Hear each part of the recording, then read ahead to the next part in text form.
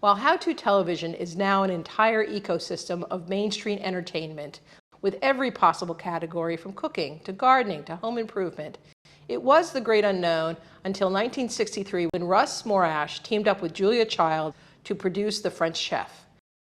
Considered the founding father of DIY lifestyle television, Russ went on to create, produce, and direct the iconic shows like The Victory Garden, This Old House, The New Yankee Workshop, all education TV, bringing it to a new place. During his 54 years of combined programming, he set a new standard, earning 13 Emmys and the Daytime Emmy Lifetime Achievement Award. Russ's curiosity and hard work truly revolutionized the industry, inspiring the many who followed. We are thrilled to be visiting with this creative visionary today in his Nantucket garden.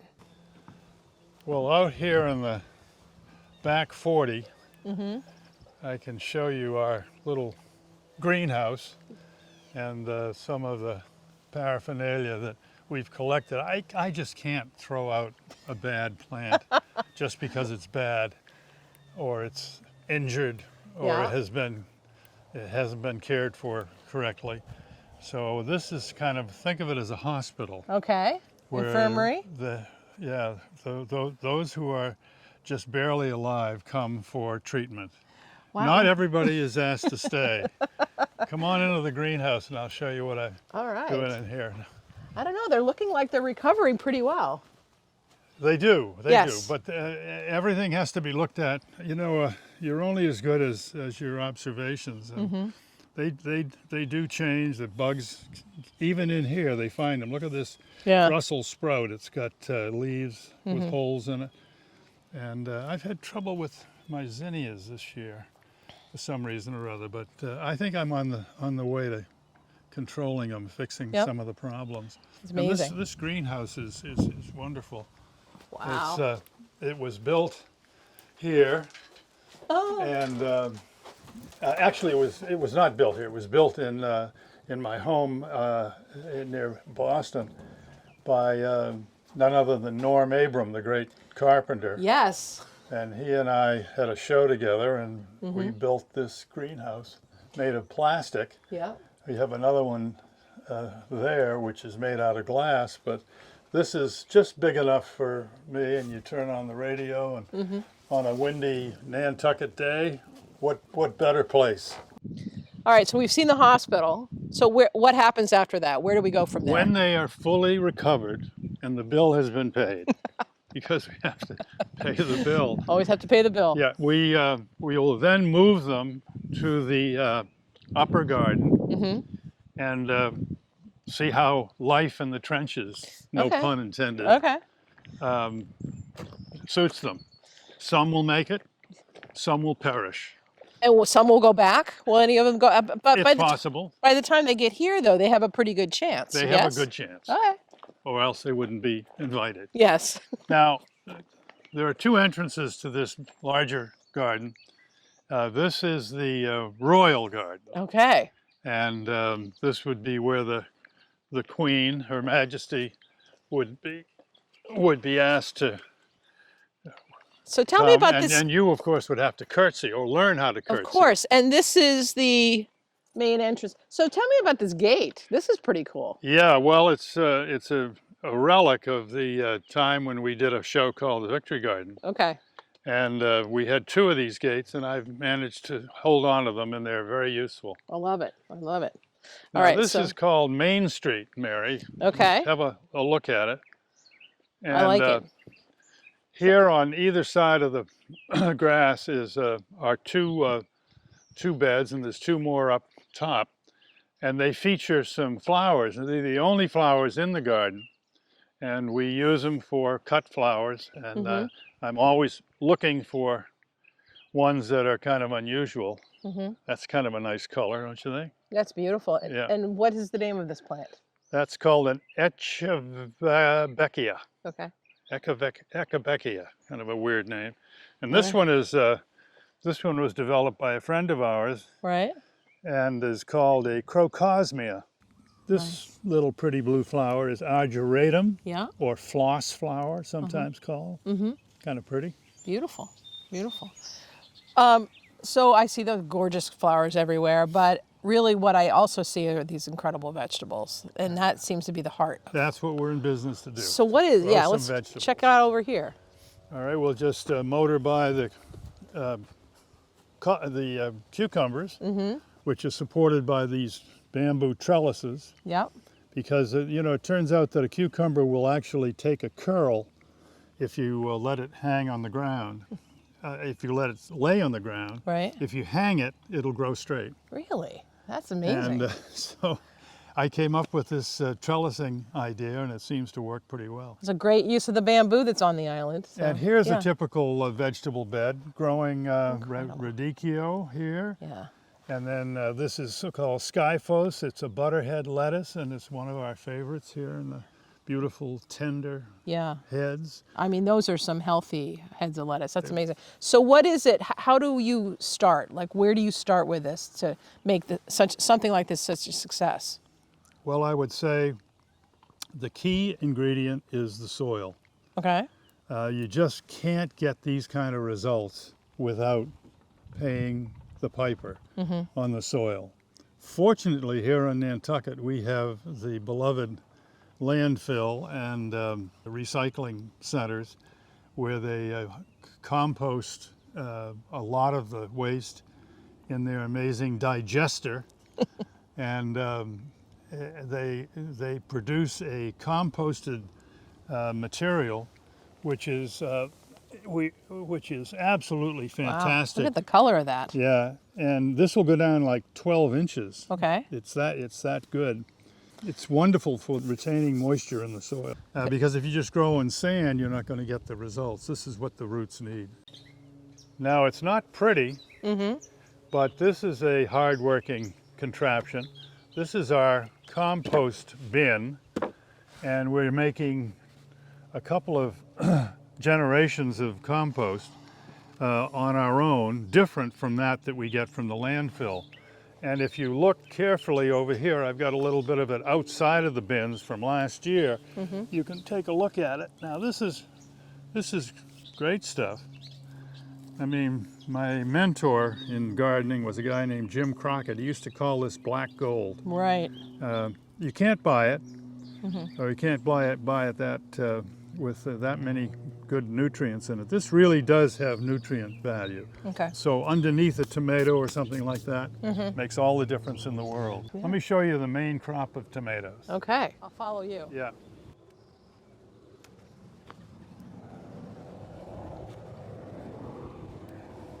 As you probably know, Mary, tomatoes are the most grown vegetable crop of all, and for good reason, because they're so reliable. Right.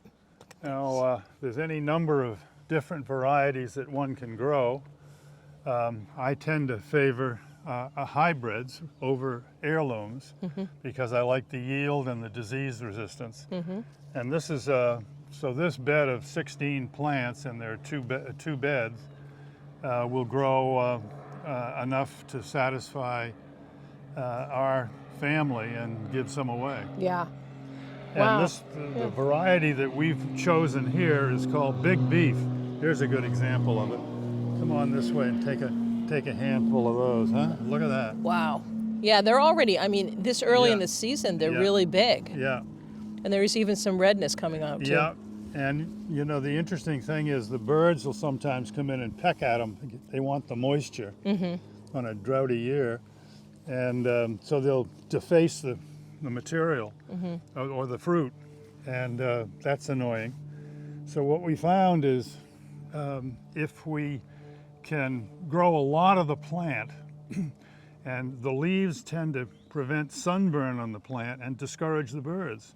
So the more foliage you have, the greater the chances are of getting perfect fruit. So the bird, yeah, so they're protection for the birds. That's interesting. Yeah. I love this getup here. Simple jute string attached to the plant. You can see this one has really got some weight on it, Yeah. and it's just as it grows, we just wind it around the jute Yep. like that. Voila! Now I promised you some vegetables Yes. But can we stop and look at these beautiful flowers here? Wow. And what is this? You give up? I give up. Okay. Take a smell. Wow, I know exactly what that is. It is Dill. dillweed, they call it. Dillweed. And these are volunteers that grew here. Mm-hmm. We had a line of dill growing next to you there, but last summer. And this year, before I could get to this part of the garden, these arose. Amazing. And they're fantastic fillers in a vase for other flowers or all by themselves. And of course, you eat this with salmon or something. You know, the dill. My wife Marion makes this wonderful dill and sour cream sauce for salmon. Oh boy, that's pretty good. Wow, or striped bass. Now here we're growing potatoes because they're a lot of fun, and we've controlled the noxious Colorado potato beetle by delaying the planting on potatoes a couple of weeks, and it seems to make all the difference. We had no bugs last year. That's amazing. So they've basically, by waiting, Well, they show up and they say, where are the potatoes? They say, they're not here this year. Let's go somewhere else. We'll go over to Slozit. Wow. Now, they're just starting to flower now, Mary. And you can see once the flowering, that means they're forming tubers down underneath. And what kind of tomato or what kind of potatoes are here? This one happens to be red gold, which is a wonderful frying potato. But there's Yukon gold, Okay. and there's some Binji, and there are 3 or 4 different varieties that you might not be able to get in the local Stop and Shop.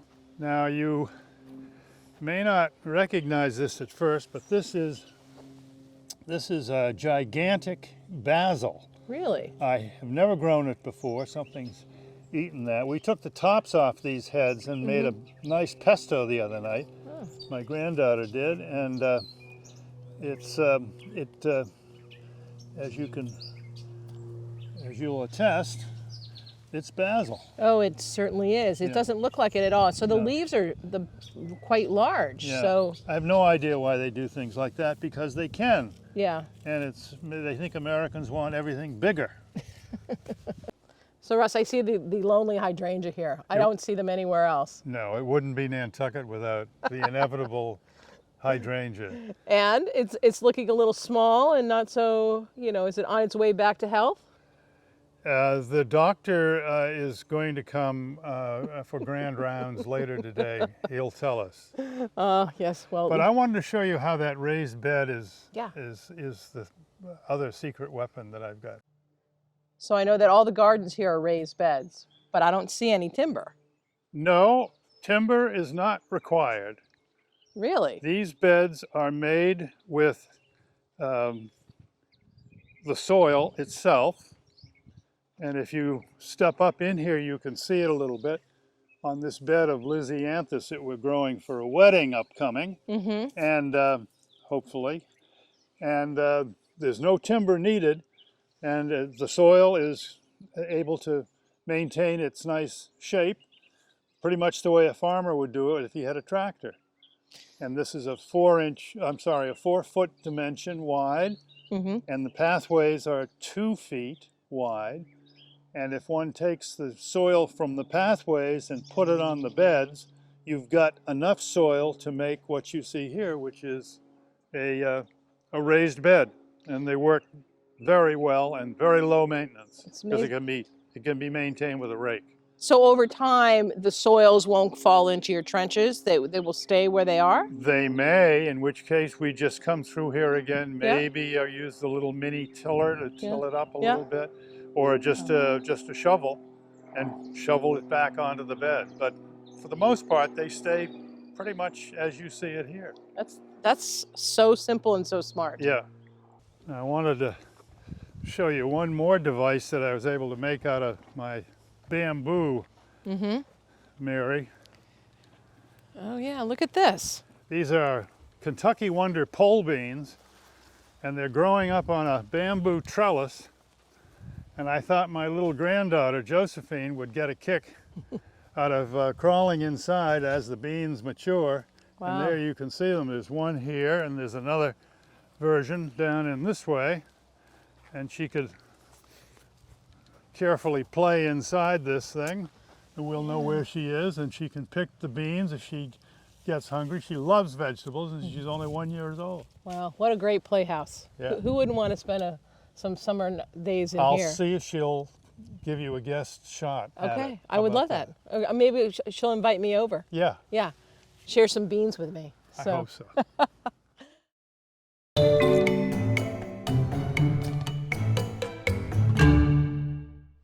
Hi, I'm Mary Lacoursiere, and I'm here today at the beautiful Seaside Garden on Nantucket of Susan Burke. And we're just so thrilled to be here today, Susan. I'm just overwhelmed by what I'm seeing. So I'm really excited to have you take us through and sort of explain some of the highlights. But one of the things that we were talking about is the relationship of the house and the garden and how they really are together. They're one influences the other, and which came first. So tell me about that a little bit. Well, the piece of property certainly came first. Mm-hmm. And my husband wanted a piece of property that was not in town, and we have 13 acres here, about a third of which is underwater at high tide. Wow. And so I abandoned my dreams of the house in town. I said, but I would like to choose the architect. And my husband said, oh, fine, no problem. So I said, Robert Venturi. Mm-hmm. And he didn't pay much attention, knowing that Venturi was no longer doing any private houses. Mm-hmm.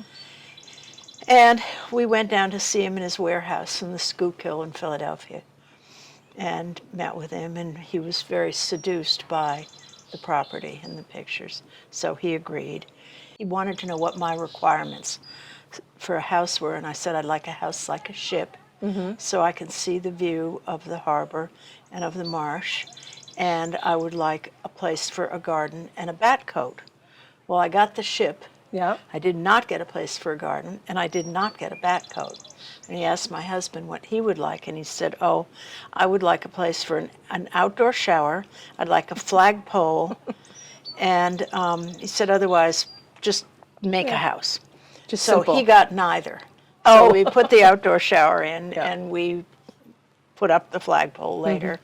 And we built the house. I still had no place for a garden. And I called a really close friend who lives in Washington, Connecticut, who has a brilliant public garden called Hollister House. His name is George Sholkoff. And I said, George, it's an emergency.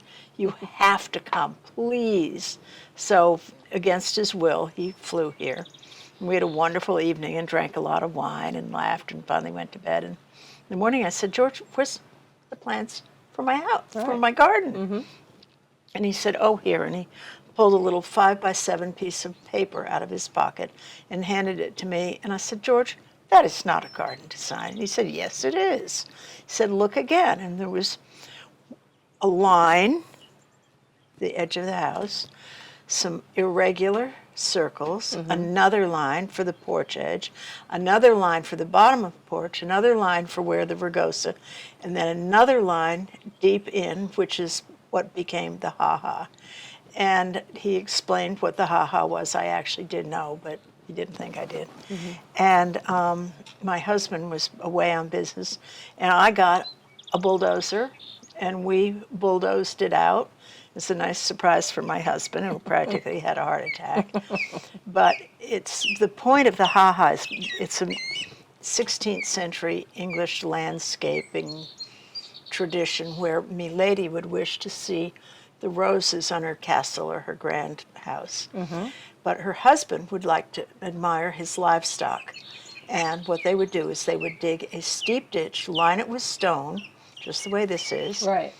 And the animals couldn't cross it to get to the roses, and the view was unobstructed.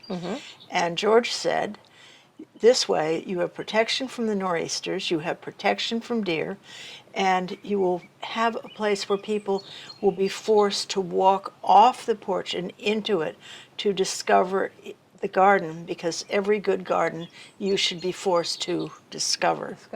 You have this incredible mix of what feels like a formal, but yet it's also the natural Nantucket landscape, the rosa rugosa, the grasses, things like that, the stone, the mosses, and there's just so much whimsy in this garden. Color palette, and so we'll talk about all that because it's very well thought out, and yet it looks like it's just been here naturally all along. The accidental garden. The accidental garden.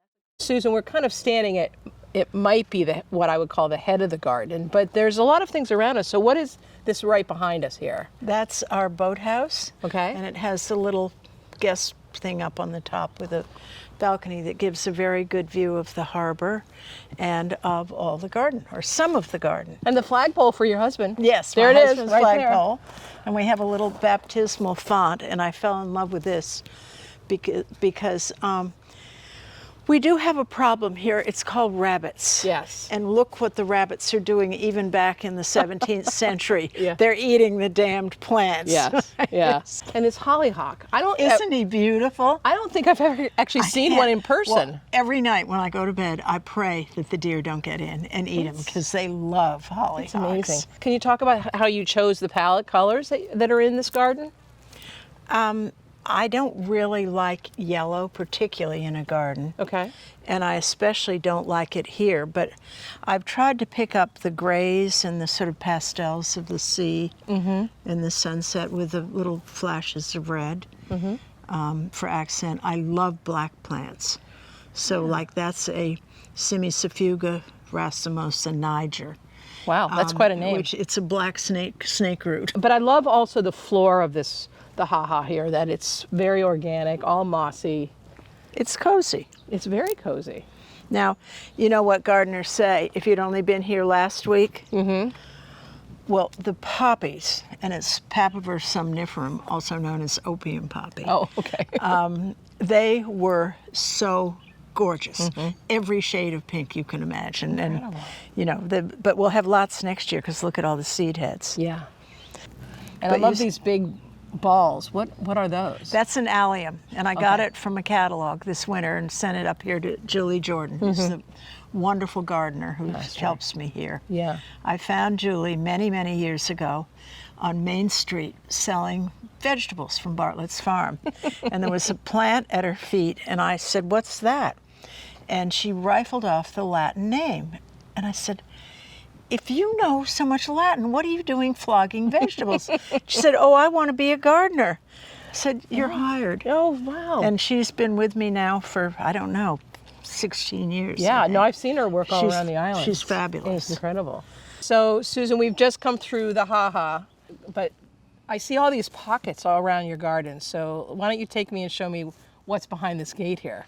Oh, okay. Well, it's a place that I had planned to have little dinners outside on this wonderful millstone. Quite honestly, it's too darn far from the kitchen. So we love it, we admire it. We look at the Stuartia pseudocamellia, which looks like a wedding had happened here. Yeah. And it's just there to be admired. Well, Please. I'm going to admire it. Let's go. I love how your trees have come together as this. Doesn't it look like a wedding bower? Yeah. This is a millstone, right? Correct.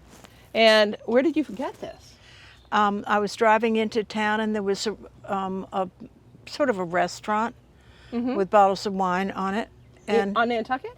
on Nantucket. Wow. And I stopped the car and I got out, and the restaurant was not doing well, clearly. And I said, "How much is that table?" And they said, "Well, it's not for sale." And I said, "Everything's for sale, especially on Nantucket." And I offered them an amount that I thought was fair. I know a lot about antique garden furniture because I started a show 29 years ago at the New York Botanical Garden called the Antique Garden Furniture Show, which I've chaired ever since then. So I offered them what I thought was exactly the right amount, and there was a dead silence, and the man said, "Sold." Yes. So here it is. Wow. The trouble with having a garden is everywhere you look, you can see a weed wanting to be pulled. There's a giant lurking right back in there. I don't know. It looks pretty healthy and nice to me. It's right in there. I love the grass though, and against the manicure. I love this little rose, and Yeah. later in the summer there's a clematis that grows in there too, and the combination is just wonderful. And here's a saddlestone, one of Steve Balsamo's Yeah. antique Fits right in. And I garden love the furniture. millstone, the foundation. Well, that you these have. little things here are from Steve. Okay, so tell me where we're going now. Oh, well, we're going to come in to see the frogs. And that banjo playing is my husband playing his banjo. And the two kids are playing the other two of the four children are playing the guitar and the other guitar. And the story is that I am a board member of something called the Garden Conservancy. Okay. And the man who founded it, his name is Frank Cabot, who has a garden called Lacoursiere in Malbay, Canada. And I remember the first time I ever saw his frogs, and I just thought, oh my God, my husband would love this so much. So I showed him all the pictures, and he said, we gotta get them. So I called Frank, and I said, please give me the artist. And I called this man. It turned out his name was Charlie Frog from Charleston, South Carolina. We ordered the frogs, and then the only way we could get them up here was to fly them up because he couldn't pack them up. And so I got to drive to Nantucket, and the frogs got to fly. Of course. And the frogs have been here ever since, and they live indoors in the winter, and they're sort of the theme of the garden. So your husband got an outdoor shower, a flagpole, and frogs. Eventually his frogs. So Susan, tell me something that like a new gardener would want to know, or how to achieve some good results. Is it soil? Is it water? Is it location next to each other? I think it's passion. Well, there you go. That's clear. That's very clear. Yeah.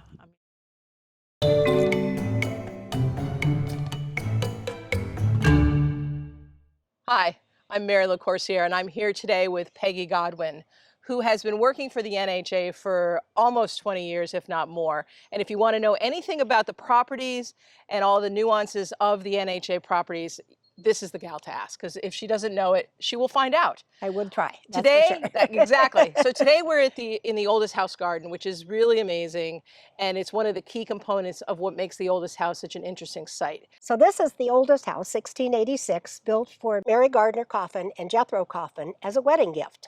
And they lived in this house for quite a long time, till 1708. And when they sold the house to a man named Nathaniel Paddock, the deed said there was a garden right here. So this is the garden we're going to talk about. And it's quite accessible to the kitchen. And Mary and Jethro had 8 children, so this garden was very important to their life. And this is a supplemental garden. So they would have had meat and fish and fowl, and they would have had fields, larger fields, where they grew bigger crops. But this was meant to supplement their diet. So let me just ask you, so the vegetables weren't here, it was really just more for herbs and flowers? Smaller vegetables were here. They started out with really old world plants because these are the people that came over from the old world. And they did embrace some of the newer crops that they would have found out about from the Native Americans, such as corn and squash. But most of them came from the old world. So they brought seedlings and seeds over and started what they called an herb garden. Now I realize there's far more than just herbs as we know them today in this garden. But anything that was green was really called an herb. Wow, okay. So if you look around the garden, you'll see that there are raised beds. And this was really a common practice in the 1600s and 1700s. And it makes a lot of sense. If you have an enclosed raised bed like this, you can fertilize it with manure, and that rich soil will stay in one place. If it rains a lot in the spring, the water will drain through. If you want to come and water it in the summer, which you have to do, it's easy to water. They're easy to weed because there are paths throughout, so you can walk along and you don't have to bend over quite so far. So it made perfectly good sense. So tell us about what's in here. Okay, so they had what they called pot herbs. Now again, that doesn't just mean herbs as we know them today, but those are things like squash and cucumbers and celery and carrots and all those things, plus a lot of herbs that you would have added to the pot. That's why they're called pot herbs. So to soups or stews, if Mary's trying to feed her whole family, she can add a lot of different herbs and vegetables to her garden. They also grew plants for their fragrancy. And that was important because inside the house, they could hang lavender, for instance, once it was dried, and it would help scent the house. I've even heard that they would sometimes strew dried flowers on the floor so that when you walked on them, it would release the scent. Wow. So we have lady's mantle, we have calendula down there that is all yellow, and a lot of lavender. So those are examples of fragrancy Wow, plants. that would smell fantastic. It would. Rosemary, although Yes, you could exactly. eat it, but it Rosemary. also smells Yes, fantastic. many of them were multi-purpose, I will Okay. say. Yeah. Then they had medicinal plants because they had a lot of stories about what would help a cough or what would help intestinal problems or female complaints, whatever it was. And they also had flowers and plants that were insect repellents. So in addition to supplementing the diet, it was also really enhancing their way of life. And this particular plant is called betony, and that was a medicinal plant. So it would help with intestinal problems or anything that might be ailing you. Yep. It looks a little like lavender, but no, it's definitely not lavender. It's not lavender. And here we have chives. Everybody knows chives. And those would have been used to flavor soups and stews and so on. If we walk down here, you can see a lot of sage. We have a great big bush of sage right here and another here. Oh, wow. And parsley. Yeah. All through there. Okay. And there's thyme in here. Wow. And one of the more interesting plants is horseradish. And this is horseradish way down here. And it's said that the roots sort of taste like mustard. So it would give a different flavor to their foods. You know, it's fun to walk through the garden and pick a leaf and smell it and try to figure out what it is. Okay, I don't know what this is. This is catnip, which was also used as an insect repellent. Oh, okay. And this tastes like celery. So it's a celery-like plant, but not as we know it today. And then we have more of the calendula, the pretty yellow flower. Beautiful, yeah. And some then, vegetables down here? Yep, we have kale and beans. And then over here, chard. In between the chard is cilantro. Oh. And cilantro obviously could be used for flavoring, but they also dried the seed and used it as coriander. Okay, right. So multiple uses for a lot of these plants. So we had chamomile in here, Uh-huh. but that has pretty much gone and been reseeded. And this is arugula. So Oh. we now have arugulas in our salad. Yep. And then there's something that looks like a weed. If you look at this, this is purslane, but it is very high in vitamin A. So very good for your diet. Very good. So what happens with all of these herbs and vegetables now? Does Well- the NHA staff come up and do a little harvesting of their own? Is that what's happening? Thank goodness we have our head groundskeeper is Katrina Mark, Yep. and she takes good care of this garden. And she also tells us when it's time to pick. And if you can see over here, we're going to have tons of cucumbers. Oh, great. So more than anybody could possibly need. So she says to the NHA staff, help yourself. What's along the fence? These Okay, beautiful... so this pink flower is called soapwort. And that was another insect repellent. And when you put soapwort in water and kind of swish it around, it becomes foamy. So thus soapwort. So that's an interesting one. And I think they lived pretty well in 1686. I would think so. So thank you today for showing us. We hope you guys will come and check out this garden. It's really It's fabulous, yes. it's yes. a unique piece of Nantucket history.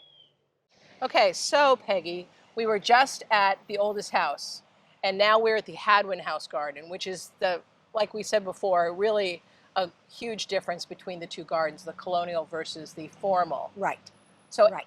oldest house, 1686, 86, Hadwen House. 1846. Okay, so Very different. very different. Yes. And the purpose of the garden also very Right, different. Very, Okay. very. So the Hadwen House, as I said, was built in 1846 by William Hadwen and his wife Eunice. And it really was at the apex of the golden age of whaling. This was an incredibly prosperous time. Right. But it coincided with the golden age of horticulture. So people began to be interested in different specimens and a different look and so on. So really, up and down Main Street, a lot of wealthy people who had made a lot of money in the whaling industry began to build these beautiful homes up and down Main Street and beautiful gardens. And across the street from the Hadwen house are the Three Bricks, which also have beautiful gardens, Right. as does 99 Main next door. And was there any purpose besides just the beauty and the edification of plants? Was there any? Yes, it was meant to be a pleasure garden. That was the idea. So a pleasure to all the senses. So something that smells wonderful. So there would be fruit trees that would smell good, blooming bushes that had a lovely scent, a continuous bloom. They wanted things in the spring, summer, fall, and even into the winter. Great. So that it was continually a delight to the eyes.